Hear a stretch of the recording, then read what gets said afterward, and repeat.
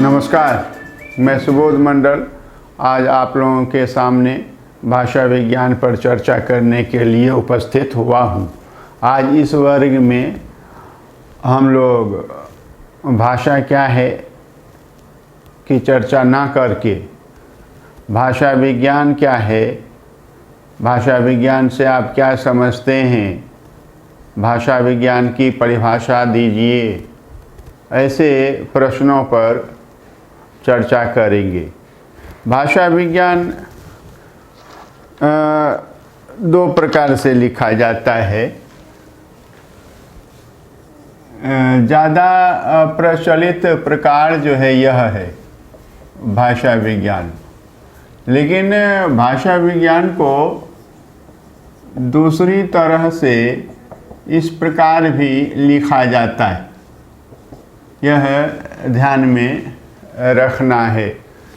भाषा विज्ञान शब्द भाषा और विज्ञान इन दो शब्दों के मेल से बना है, जिसका अर्थ होता है भाषा का विज्ञान। यह समझना है। भाषा के विषय में हम बहुत कुछ जानते हैं, फिर भी सुविधा के लिए भाषा की एक परिभाषा को यहाँ रखना आवश्यक होगा। भाषा मानव वाक इंद्रिय से उच्चरित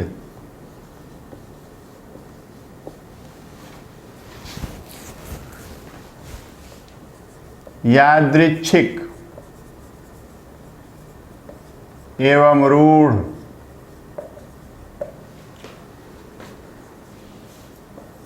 ध्वनि प्रतीकों की संरचनात्मक व्यवस्था है।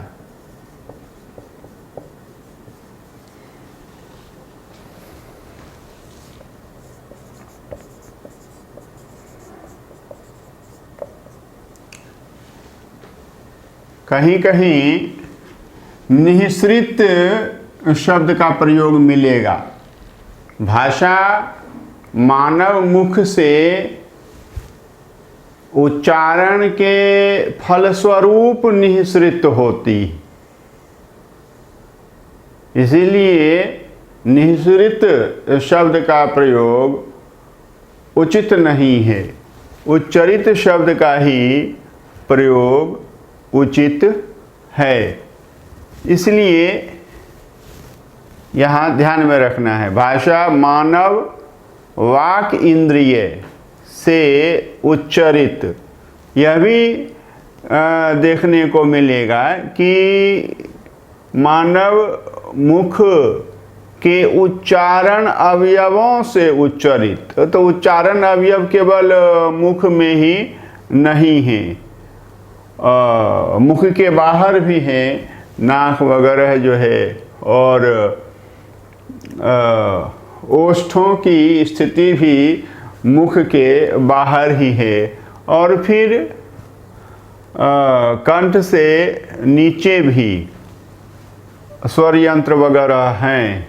तो इसीलिए वागींद्रिय शब्द का प्रयोग यहाँ समीचीन प्रतीत होता है। यह ध्यान में रखना है। ये जो ध्वनि प्रतीक होते हैं वो समाज द्वारा माने गए होते हैं और परंपरा से प्रयोग किए गए होते हैं। यादृच्छिक का अर्थ यही है, रूढ़ का अर्थ परंपरा से प्रयोग किए गए होते हैं। संरचनात्मक व्यवस्था है, जिसके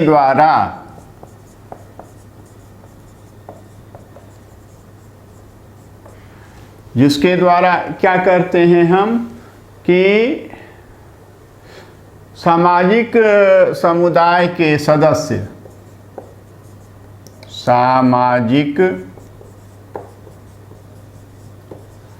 समुदाय के सदस्य परस्पर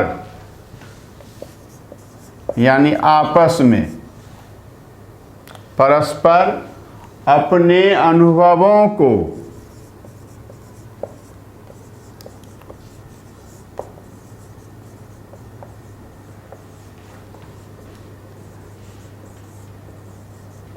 अभिव्यक्त करते हैं,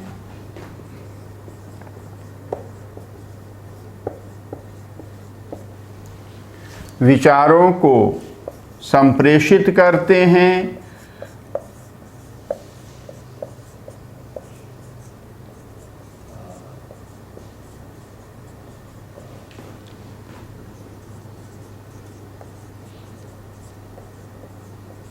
तथा अभिव्यक्ति, संप्रेषण और सूचना, ये तीन कार्य भाषा के माध्यम से किए जाते हैं। यह ध्यान में रखना है। और क्या करते हैं? अपनी अस्मिता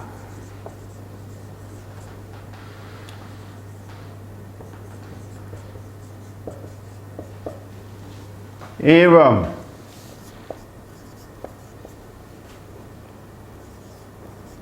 अपने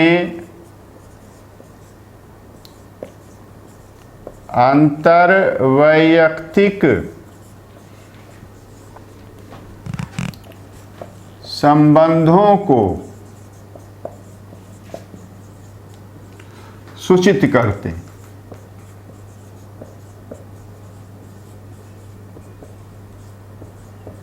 यह भाषा है। हम अपनी अस्मिता का परिचय देते हैं। भाषा से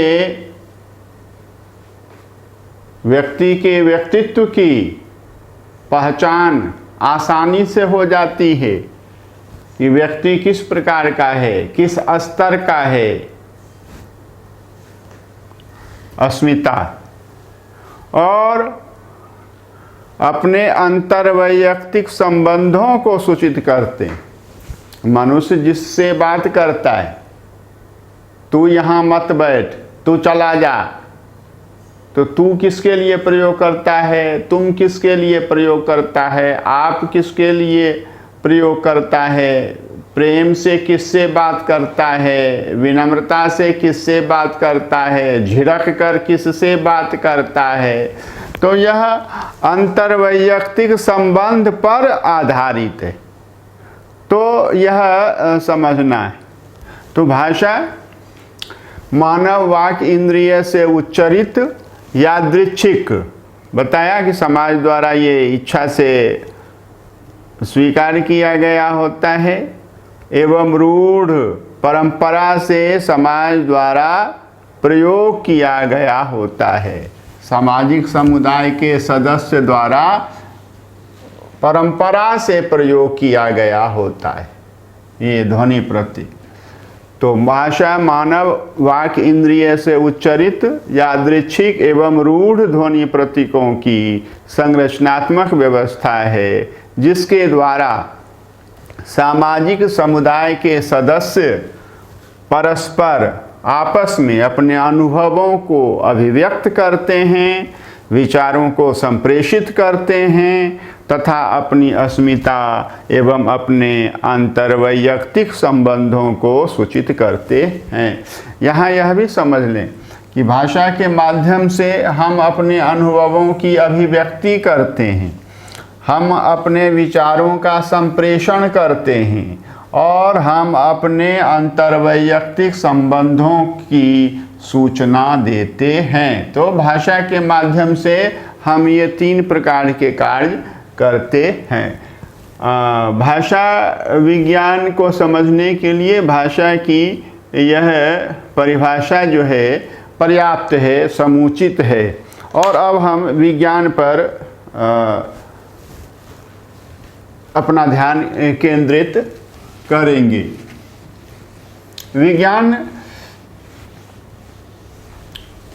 के विषय में जबकि हम 21वीं सदी में हैं और विज्ञान ने पर्याप्त उन्नति कर ली है, प्रगति कर ली है, तब पर भी ज्ञान संकाय में विज्ञान को विशेष ज्ञान का ही पर्याय माना जा रहा है। यह एक दुर्भाग्यपूर्ण स्थिति है।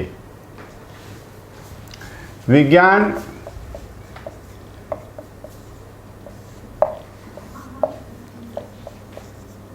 जोड़ ज्ञान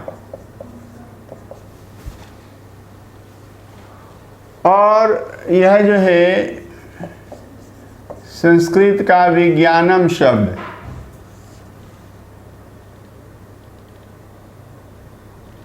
नपुंसक लिंग है, एक वचन। हिंदी में विज्ञान है, पुंगलिंग है, एक वचन। यह ध्यान में रखना है। और ज्ञान शब्द में वी उपसर्ग लगाने से विज्ञान शब्द व्युत्पन्न हुआ है। और वी का अर्थ लोग कहते हैं विशेष या विशिष्ट, और ज्ञान कहते हैं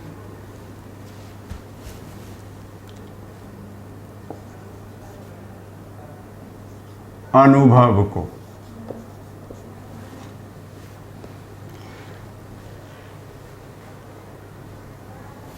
यह ध्यान में रखना है। अनुभव को ही ज्ञान कहा जाता है। और इसी आधार पर कुछ लोग कहते हैं कि विशेष ज्ञान को ही विज्ञान कहते हैं। विज्ञान का शाब्दिक अर्थ होता है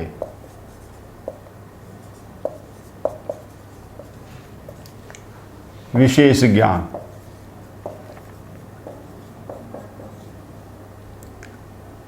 विशिष्टम ज्ञानम विज्ञानम।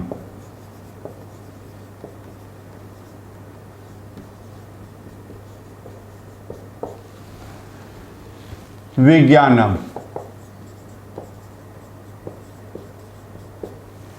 परंतु विशेष ज्ञान विज्ञान नहीं है। यह अब स्पष्ट कर लेना है। विशेष ज्ञान विज्ञान नहीं। विज्ञान का दूसरा अर्थ होता है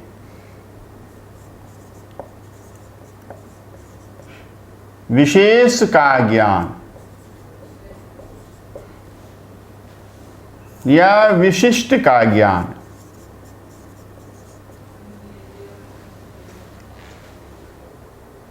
विज्ञान का जो शाब्दिक अर्थ होता है विशेष ज्ञान, उसका विज्ञान विषय से कोई संगत संबंध नहीं है। शाब्दिक अर्थ अलग है, विज्ञान अलग है। एक विषय के रूप में, ज्ञान की एक पद्धति के रूप में, ज्ञानार्जन की एक प्रणाली के रूप में विज्ञान की परिभाषा है। तो विज्ञान विशिष्ट का ज्ञान है, विशेष का ज्ञान है। विज्ञान का विशेष ज्ञान से संबंध नहीं है, विज्ञान का विशेष का ज्ञान से संबंध है, विशिष्ट का ज्ञान से संबंध है।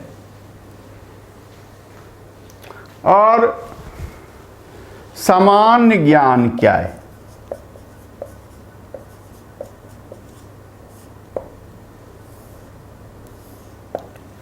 और विशेष ज्ञान क्या है?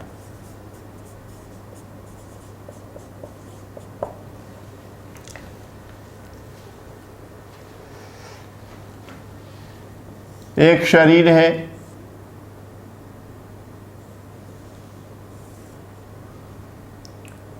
शरीर है और इसका ज्ञान सामान्य ज्ञान है, लेकिन शरीर में केवल आँख का ज्ञान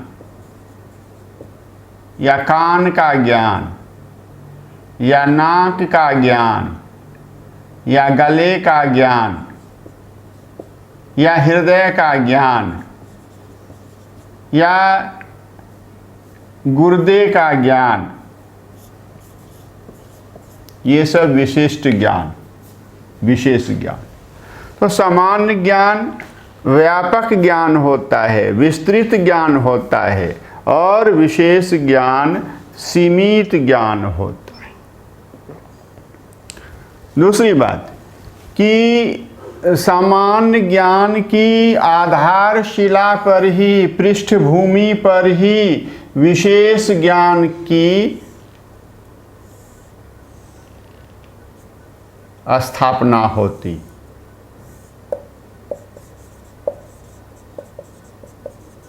विशेष ज्ञान अवस्थित होता है। सामान्य ज्ञान और विशेष ज्ञान में यह संबंध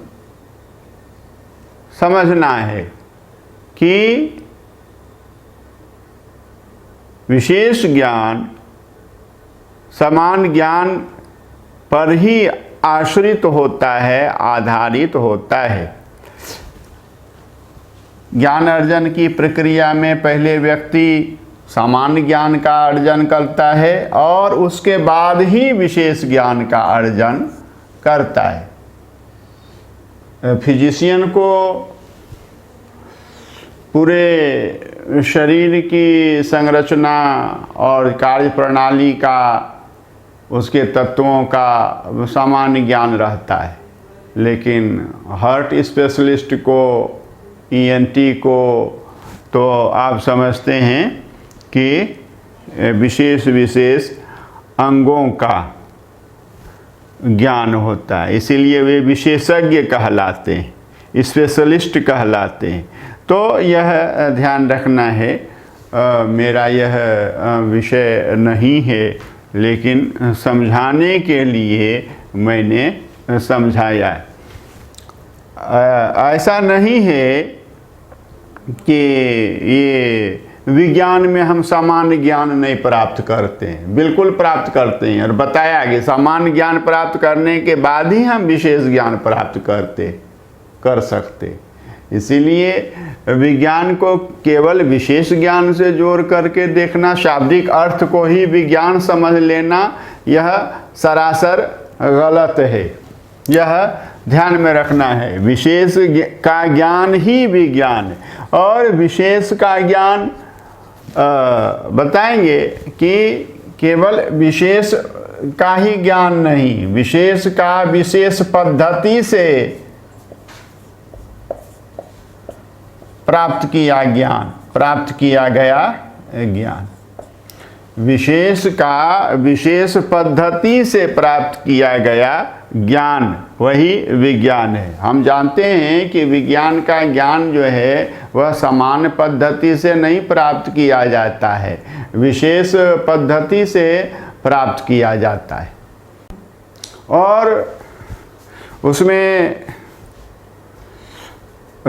कारण कार्य संबंध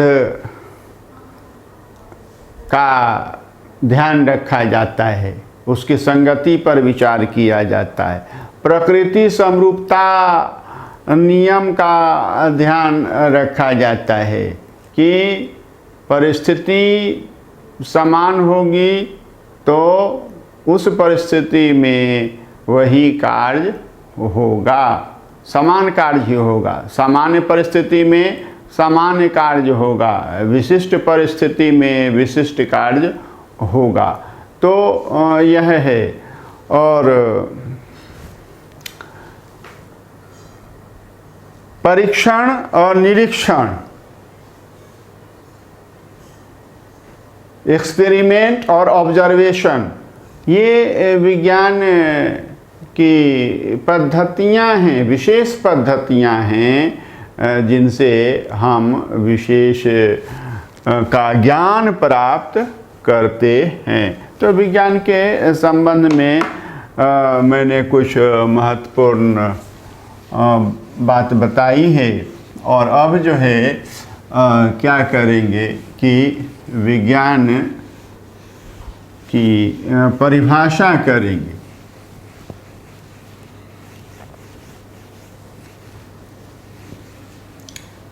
यह तो समझना होगा कि विशेष ज्ञान विज्ञान नहीं।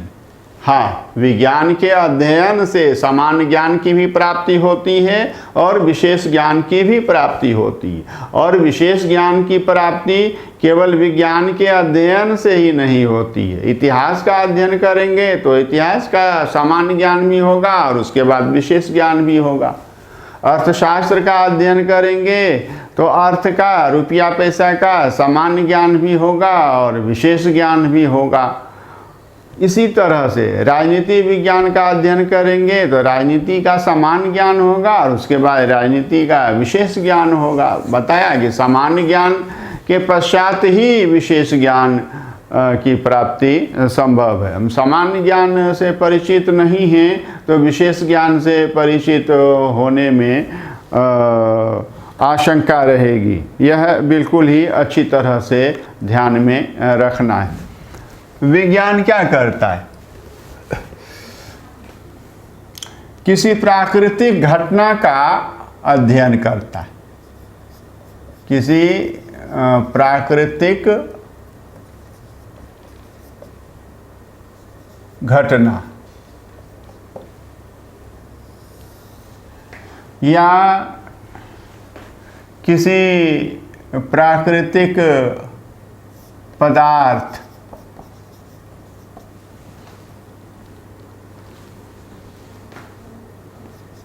की संरचना,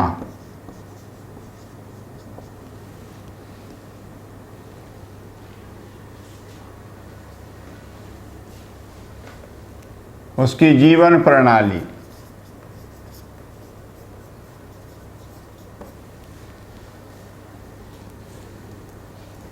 तथा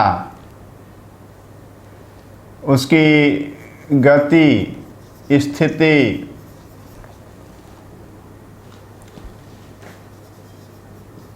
आदि का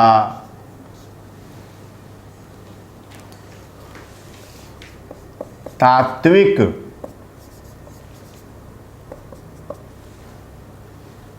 कौन कौन से तत्व उसमें सम्मिलित हैं, शामिल हैं, इसका क्या कहते हैं? तात्विक एवं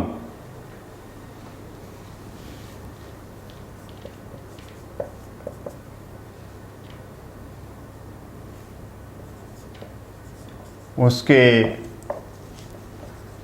कारण आदि का तर्क संगत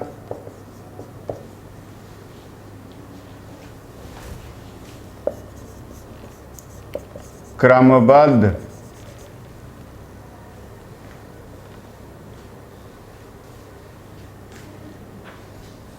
एवं सुव्यवस्थित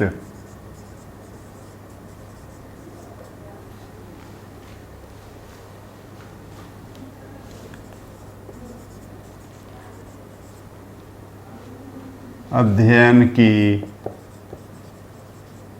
पद्धति या प्रणाली है। यह है विज्ञान। किसी प्राकृतिक घटना अथवा किसी प्राकृतिक पदार्थ की संरचना, किसी जीव की जीवन प्रणाली, किसी पदार्थ निर्जीव पिंड की गति, स्थिति आदि का तात्विक, तत्व संबंधी एवं उसके कारण कि प्राकृतिक घटना क्यों हुई, जीवन प्रणाली के क्या कारण हैं, उसकी गति स्थिति के क्या कारण हैं आदि का तर्क संगत क्रमबद्ध सिस्टमेटिक एवं सुव्यवस्थित अध्ययन की पद्धति या प्रणाली है। अध्ययन की प्रणाली है, पद्धति है विज्ञान। और इससे जो ज्ञान की प्राप्ति होती है वह सामान्य यथार्थ ज्ञान होता है। सामान्य का अर्थ होता है व्यापक, विस्तृत, और यथार्थ ज्ञान का अर्थ होता है कि वह अयथार्थ नहीं है, वह वास्तविक ज्ञान है, अवास्तविक ज्ञान नहीं है, वह काल्पनिक ज्ञान नहीं है, और यह ज्ञान है। इसी ज्ञान को वास्तव में संक्षेप में ज्ञान कहा जाता है। यह ध्यान में रखना है। और यह ज्ञान जो है, समान यथार्थ ज्ञान जो है, यह सार्वभौम होता है। भूमि सभी जगहों पर यह ज्ञान एक स्थिति में रहता है। और सार्वत्रिक भी कह सकते हैं। सर्वत्र मतलब सब जगह, सार्वभौम मतलब सभी भूमियों पर, सभी जगहों पर, सभी स्थानों पर। सार्वत्रिक और सार्वकालिक, सभी कालों में। यानी कि आग आज जला रही है और पहले नहीं जलाती थी, और आगे जो है आग जो है वह शीतलता प्रदान करेगी, तो ऐसा कुछ नहीं। जल में हाइड्रोजन के 2 अणु और ऑक्सीजन का 1 अणु वो सब दिन से रहता आया है। 2 और 2 हर हमेशा 4 ही हुआ करते हैं। पहले भी हुआ करते थे, अभी भी हुआ करते हैं, और आगे भी 2 और 2 4 ही हुआ करेंगे।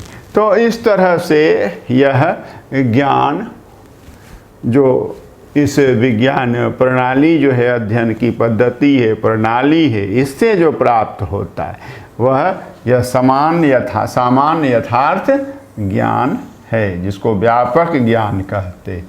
यह विस्तृत ज्ञान होता है। और उसके बाद जो है विशिष्ट ज्ञान की प्राप्ति होती है, जो इसी समान यथार्थ ज्ञान पर अवलंबित होता है, आधारित होता है। तो यह हमने आज देखा है, सीखा है विज्ञान के विषय, क्योंकि विज्ञान को विशेष ज्ञान ही कहते हैं। और बताया विशेष ज्ञान किसी भी विषय को पढ़ने से, उसका अध्ययन करने से होता है। और बताया कि विज्ञान की प्रणाली विशिष्ट होती, उसमें प्रकृति समरूपता नियम का पालन किया जाता है, कारण कार्य नियम का पालन किया जाता है, उसमें परीक्षण किया जाता है, उसमें निरीक्षण किया जाता है। तो इस प्रकार से जो ज्ञान की प्राप्ति होती है वह अयथार्थ ज्ञान नहीं होता है, यथार्थ ज्ञान होता है, सामान्य ज्ञान होता है, व्यापक ज्ञान होता है, विस्तृत ज्ञान होता है, जो सभी कालों में और सभी स्थानों पर समान रूप से अवस्थित रहता है और संकल्पना में व्याप्त रहता है। तो यह देखा है। अब हम भाषा विज्ञान की बात करेंगे। भाषा विज्ञान को अब हम समझने का प्रयास करेंगे। इसके लिए कुछ जानकारी आवश्यक है। भाषा विज्ञान, ये तो बता दिया कि 2 तरह से लिखा जाता है। भाषा विज्ञान के लिए अंग्रेजी में फिलोलॉजी और लिंग्विस्टिक्स शब्द प्रयोग में लाया जाता है, और हिंदी में एक शब्द है भाषिकी। जिन शब्दों का प्रयोग परिभाषाओं को समझने के क्रम में मिलेगा, उन शब्दों पर ध्यान केंद्रित करने की आवश्यकता है। फिलोलॉजी, तो फिलोलॉजी शब्द का हिंदी पर्याय जो है वह भाषा विज्ञान,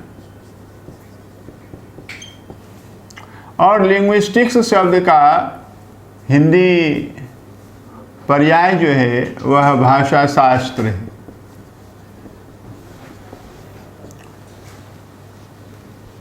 और कहीं कहीं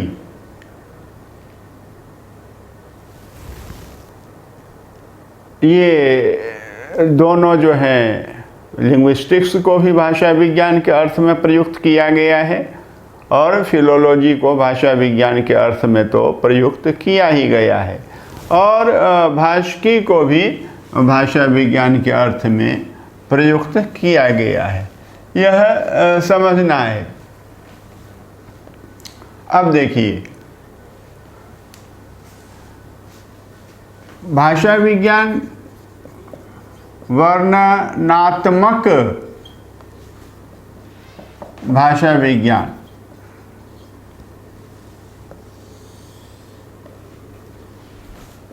भाषा विज्ञान है।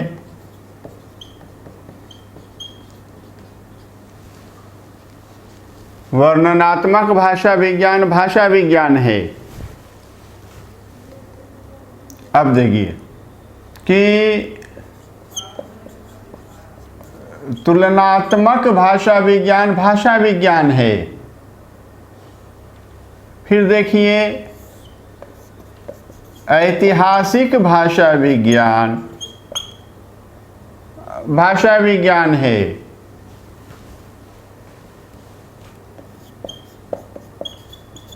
सैद्धांतिक भाषा विज्ञान है। अनुप्रयुक्त भाषा विज्ञान, या अनुप्रयुक्त के लिए कहीं कहीं अनुप्रायोगिक शब्द भी मिलता है।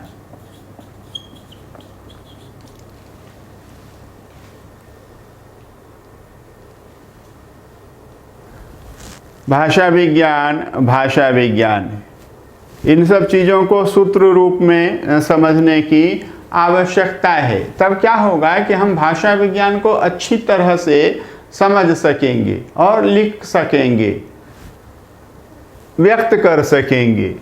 फिलोलॉजी भाषा विज्ञान, उसका हिंदी पर्याय है लिंग्विस्टिक्स। भाषा शास्त्र इसका हिंदी पर्याय है, और कहीं कहीं यह अंतर नहीं भी देखने को मिलता है।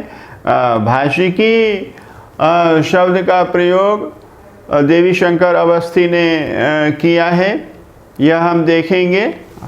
वर्णनात्मक भाषा विज्ञान है। तुलनात्मक भाषा विज्ञान है। ऐतिहासिक भाषा विज्ञान है। सैद्धांतिक भाषा विज्ञान है। और अनुप्रयुक्त भाषा विज्ञान है, और या इसका दूसरा नाम है अनुप्रायोगिक भाषा विज्ञान है। और अनुप्रयुक्त अनुप्रायोगिक भाषा विज्ञान को एप्लाइड लिंग्विस्टिक्स भी कहते हैं। इसको थ्योरेटिकल लिंग्विस्टिक्स कहते हैं, इसको हिस्टोरिकल लिंग्विस्टिक्स कहते हैं, इसको कंपैरेटिव लिंग्विस्टिक्स कहते हैं, इसको वर्णनात्मक डिस्क्रिप्टिव लिंग्विस्टिक्स कहते हैं। यह सब चर्चा जब हम भाषा विज्ञान के प्रकार पर आएंगे तो विस्तार से इन सब की चर्चा का अवसर पाएंगे। यहाँ हम भाषा विज्ञान को समझने का प्रयास कर रहे हैं।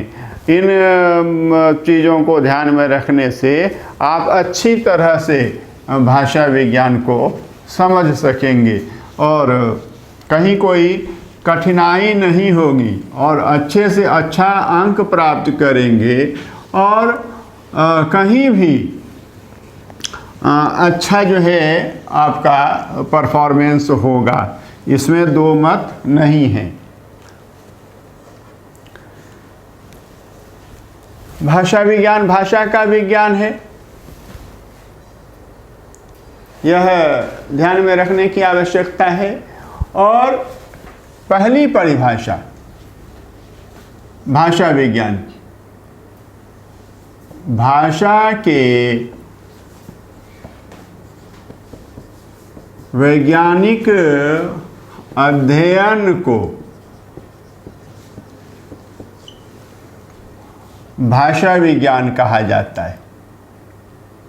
भाषा के वैज्ञानिक अध्ययन को भाषा विज्ञान कहा जाता है। बहुत ही साधारण और बहुत ही सरल और बहुत ही सुबोध परिभाषा है। भाषा के वैज्ञानिक अध्ययन को भाषा विज्ञान कहा जाता है। और यह परिभाषा प्रोफेसर मैक्स मूलर ने दी है। प्रोफेसर मैक्स मूलर ने यह परिभाषा दी है कि भाषा के वैज्ञानिक अध्ययन को भाषा विज्ञान कहा जाता है। और दूसरी परिभाषा बस इसी से मिलती जुलती परिभाषा है, लिखने में सहूलियत होगी। भाषा के वैज्ञानिक अध्ययन को भाषा विज्ञान, देखिए इस तरह से बताया था मैंने, इस तरह से भी हाइफन दे करके लिखा जाता है। तो भाषा के वैज्ञानिक अध्ययन को भाषा विज्ञान कहा जा सकता है। यह है। और यह परिभाषा जॉन लायंस ने दी है। यह हमने देखा है। प्रोफेसर मैक्स मूलर क्या कहते हैं? भाषा के वैज्ञानिक अध्ययन को भाषा विज्ञान कहा जाता है। और जॉन लायंस क्या कहते हैं? भाषा के वैज्ञानिक अध्ययन को भाषा विज्ञान कहा जा सकता है। और तीसरी परिभाषा देखिए, बहुत ही अच्छी परिभाषा है। और यह परिभाषा डॉक्टर भोलानाथ तिवारी ने दी है। क्या कहते हैं वह? भाषा विज्ञान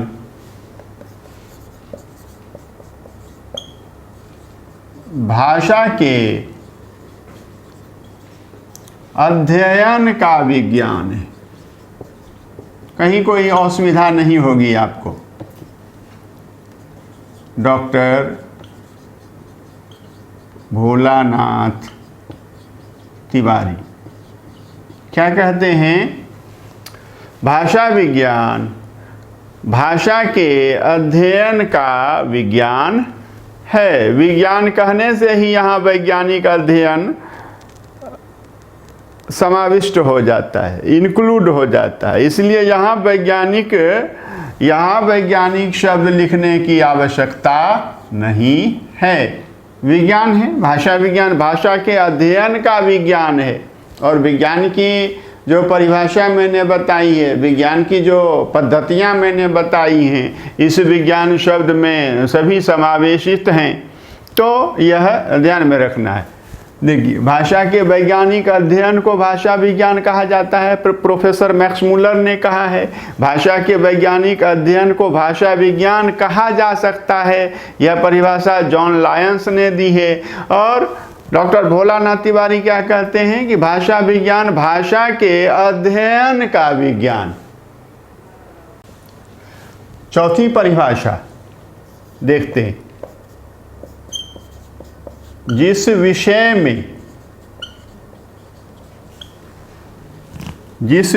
में भाषा का वैज्ञानिक अध्ययन करते हैं,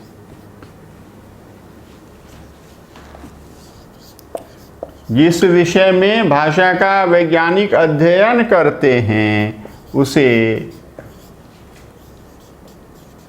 भाषा विज्ञान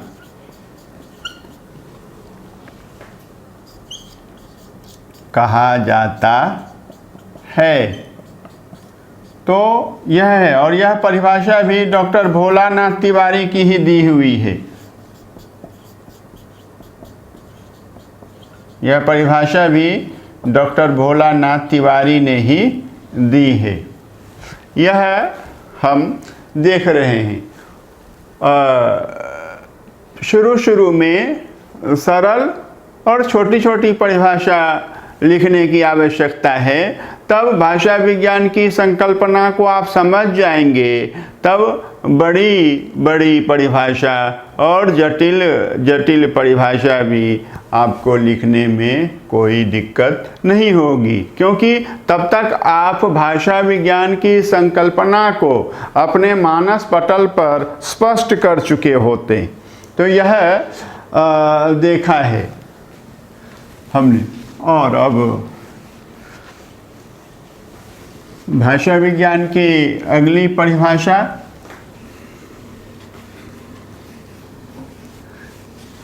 देखेंगे।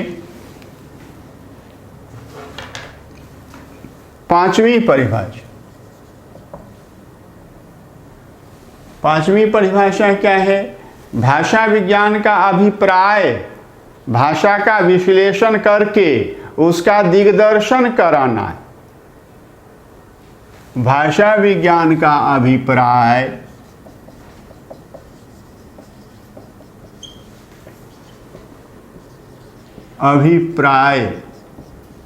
अभिप्राय मतलब प्रयोजन, फंक्शन ऑफ लिंग्विस्टिक्स। भाषा विज्ञान का अभिप्राय, भाषा विज्ञान का प्रयोजन, भाषा विज्ञान से तात्पर्य, यह समझना है। तो भाषा विज्ञान का अभिप्राय क्या है कि भाषा का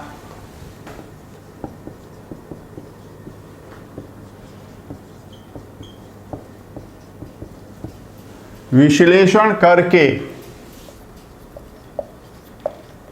उसका दिग्दर्शन कराना है। और यह परिभाषा डॉक्टर बाबूराम सक्सेना ने दी है।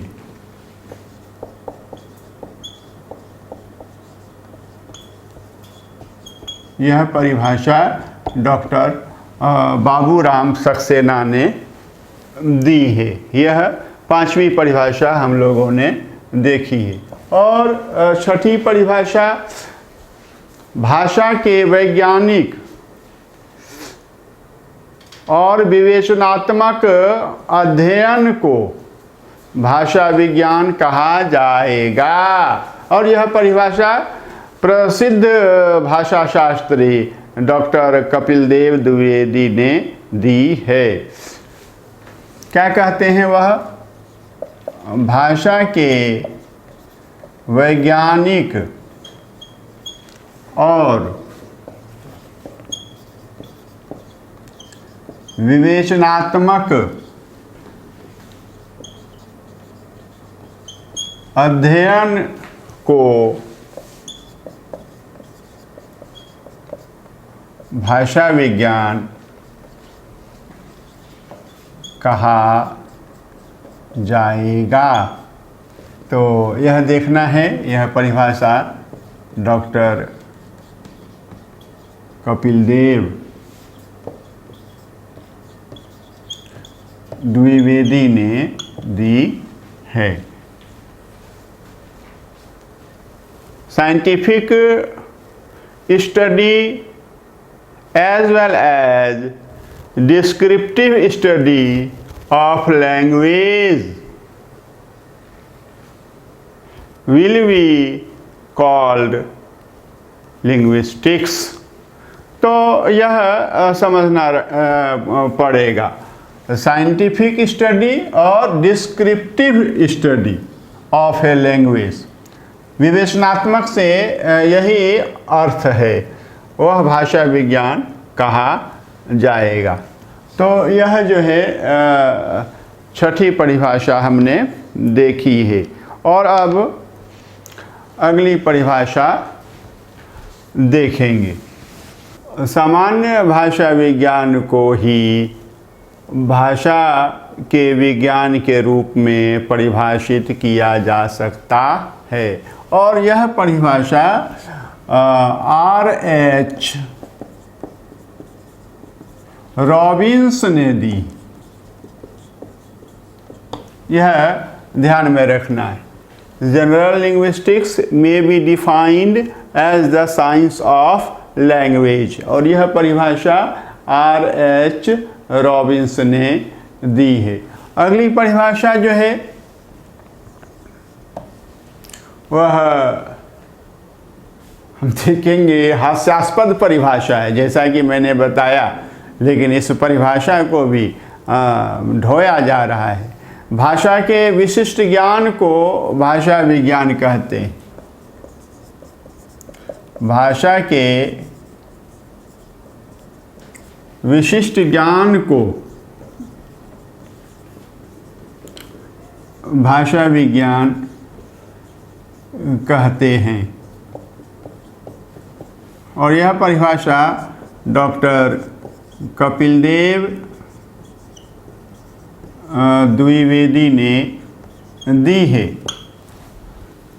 भाषा के विशिष्ट ज्ञान को भाषा विज्ञान कहते हैं, तो क्या इतिहास के विशिष्ट ज्ञान को इतिहास विज्ञान कहेंगे? अर्थ के विशिष्ट ज्ञान को अर्थ विज्ञान कहेंगे? बताया, विशिष्ट ज्ञान विज्ञान नहीं है, विशिष्ट का ज्ञान विज्ञान है। ये मैंने स्पष्ट किया है, ध्यान में रखना है। कहीं यह कंसेप्शन नहीं मिलेगा, दूर दूर तक नहीं मिलेगा, यह समझने की आवश्यकता है। विज्ञान विशिष्ट ज्ञान नहीं है, विशेष ज्ञान नहीं है। विज्ञान विशिष्ट का ज्ञान है, विशेष का ज्ञान है। और विज्ञान को मैंने परिभाषित कर दिया है प्रारंभ में ही, इसीलिए कर दिया है कि भाषा के विशिष्ट ज्ञान को भाषा विज्ञान कहते हैं। यह परिभाषा जो है वह सर्वथा अनुचित है। विशेष ज्ञान को विज्ञान नहीं कहते। और 9वीं परिभाषा है भाषा विज्ञान का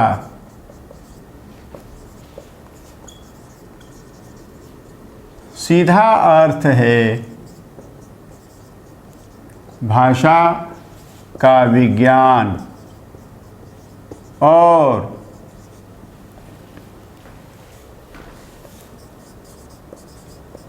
विज्ञान का अर्थ है भाषा विज्ञान का सीधा अर्थ है भाषा का विज्ञान। यहाँ तक कोई आपत्ति नहीं है। आपत्ति यहाँ से प्रारंभ होती कि विज्ञान का अर्थ है विशिष्ट ज्ञान। बताया, विज्ञान के शाब्दिक अर्थ से विज्ञान विषय का कोई तर्कसंगत संबंध नहीं है। यह अच्छी तरह सुबोध मंडल लाइव क्लासेज के जिज्ञासुओं को समझ रखने की आवश्यकता है। विशिष्ट ज्ञान इस प्रकार भाषा का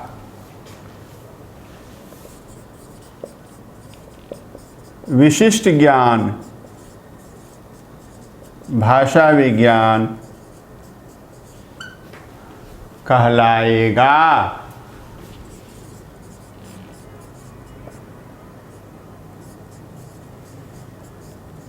और यह परिभाषा आचार्य देवेंद्र नाथ शर्मा ने दी है।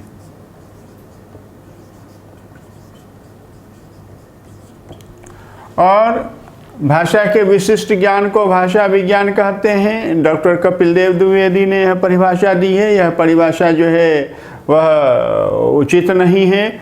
और उसी तरह से भाषा विज्ञान का सीधा अर्थ है भाषा का विज्ञान। बस यहीं तक यह परिभाषा है और यह सही है। इसके आगे कुछ लिखने की आवश्यकता ही नहीं थी। लेकिन यह जो साधारणीकरण किया गया है उनके द्वारा, सिंप्लीफिकेशन किया गया है इनके द्वारा, कि विज्ञान का अर्थ है विशिष्ट ज्ञान, इस प्रकार भाषा का विशिष्ट ज्ञान भाषा विज्ञान कहलाएगा।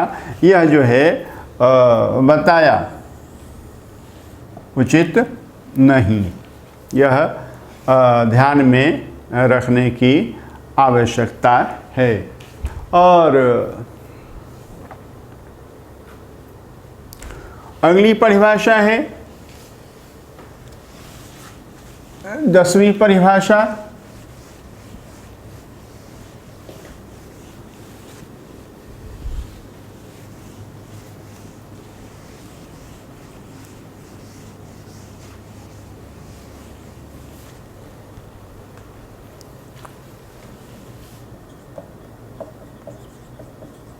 भाषा विज्ञान उस शास्त्र को कहते हैं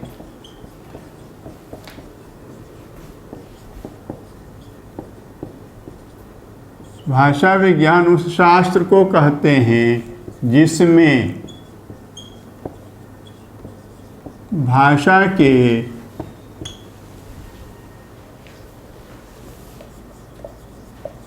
भिन्न भिन्न अंगों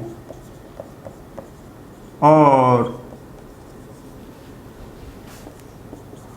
स्वरूपों का विवेचन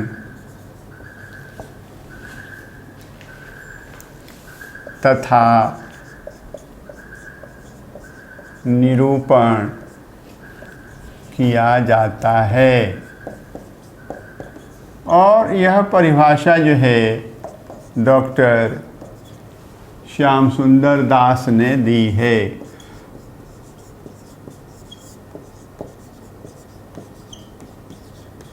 यह परिभाषा डॉक्टर श्याम सुंदर दास ने दी है और भाषा विज्ञान और भाषा शास्त्र में उनकी दृष्टि में कोई अंतर नहीं दिखाई देता है, इसलिए यहाँ विज्ञान शब्द का प्रयोग कर रहे हैं और यहाँ शास्त्र शब्द का प्रयोग कर रहे हैं। और डॉक्टर बाबूराम सक्सेना ने अपने सामान्य भाषा विज्ञान में यह कहा है कि भाषा विज्ञान नाम ही सर्वथा उपयुक्त है और भाषा शास्त्र नाम जो है उचित नहीं है। यह भी ध्यान में रखने की आवश्यकता है। और 11वीं परिभाषा है, ध्यान रखने की आवश्यकता है। लिखित भाषा का अध्ययन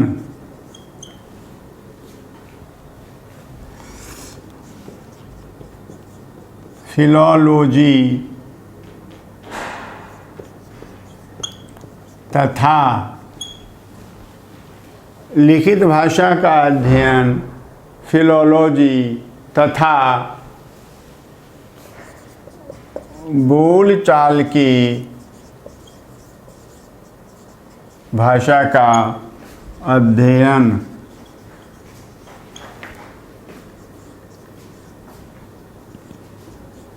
लिंग्विस्टिक्स के अंतर्गत आता है।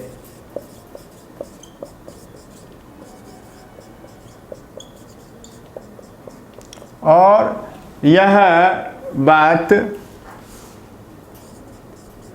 ब्लूमफील्ड ने कही है।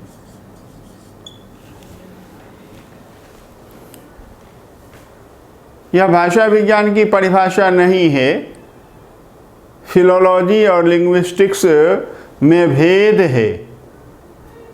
ब्लूमफील्ड ने फिलोलॉजी और लिंग्विस्टिक्स के अंतर को यहाँ स्पष्ट किया है कि फिलोलॉजी के अंतर्गत लिखित भाषा का अध्ययन किया जाता है और लिंग्विस्टिक्स के अंतर्गत जो है बोलचाल की भाषा का अध्ययन किया जाता है। तो यह भाषा विज्ञान की जो है कोई समुचित परिभाषा नहीं है। फिलोलॉजी और लिंग्विस्टिक्स के अंतर को उन्होंने यहाँ अच्छी तरह से कम शब्दों में समझाया है और समझाने का सुंदर प्रयास किया है। और 12वीं परिभाषा है कि लिंग्विस्टिक्स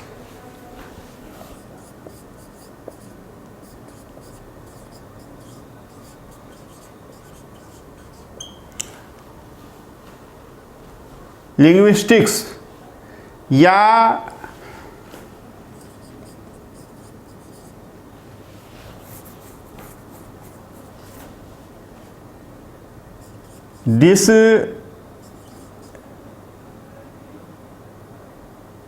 डिस्क्रिप्टिव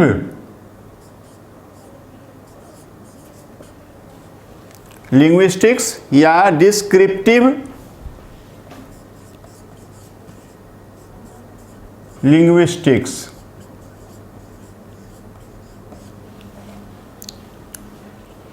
भाषा विज्ञान या विवेचनात्मक भाषा विज्ञान या वर्णनात्मक भाषा विज्ञान। इसीलिए मैंने बताया है कि शुरू में ही सारी चीज़ें मैंने इसीलिए शुरू में स्पष्ट कर दी हैं।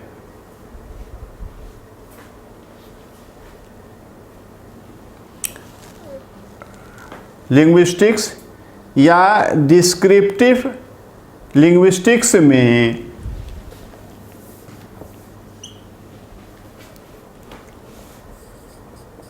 भाषा का अध्ययन उसकी आंतरिक संघटना को मैं स्पष्ट कर रहा हूँ ब्रैकेट में। मूल परिभाषा में यह ब्रैकेट में संघटना स्पष्ट नहीं की हुई है। संघटना मतलब संरचना ही कहेंगे। जो भाषा विज्ञान की मैंने भाषा की जो परिभाषा मैंने प्रारंभ में बताई है, वहाँ संरचना शब्द का प्रयोग हुआ है कि भाषा एक संरचनात्मक व्यवस्था है, तो वहाँ संरचना शब्द आया हुआ है। तो लिंग्विस्टिक्स या डिस्क्रिप्टिव लिंग्विस्टिक्स में भाषा का अध्ययन उसकी आंतरिक संघटना के आधार पर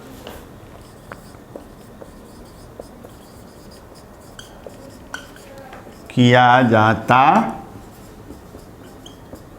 है। यह ध्यान में रखना है। लिंग्विस्टिक्स या डिस्क्रिप्टिव लिंग्विस्टिक्स में भाषा का अध्ययन उसकी आंतरिक संघटना यानी संरचना के आधार पर किया जाता है। और यह परिभाषा जो है गिलीसन ने दी है। यह परिभाषा जो है गिलीसन ने दी है, यह देखना है।